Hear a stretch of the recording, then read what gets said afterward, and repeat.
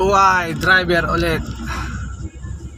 Pabalog tayo ng Oak Harbor sa condo ni boss. Biyahe kami ni ma'am. Mabait yung mga amo ko.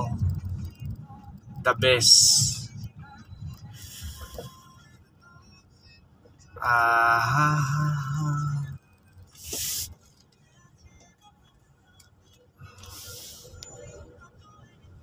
Biyahe kami ng 1 PM. Hindi ko lang alam kung mag-golf na naman o mag-ano. Basta.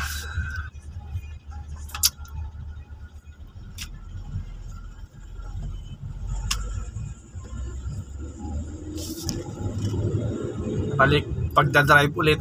Balik bossing. Yung cellphone ko kasi hindi niya maano. Pag nag-video ako sa harap, wala yung ililipat mo sa harap para makita nyo yung lugar. Walang ganun eh.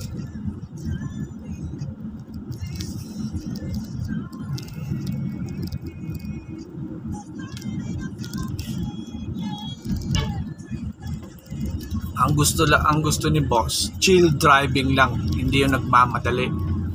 Yung mga taong nagmamadali, yan yung mga hirap na hirap sa buhay minsan eh.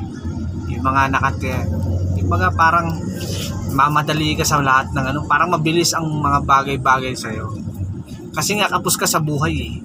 Itong mga mayayaman, pansin ko dito, chill lang sila eh, mga chill.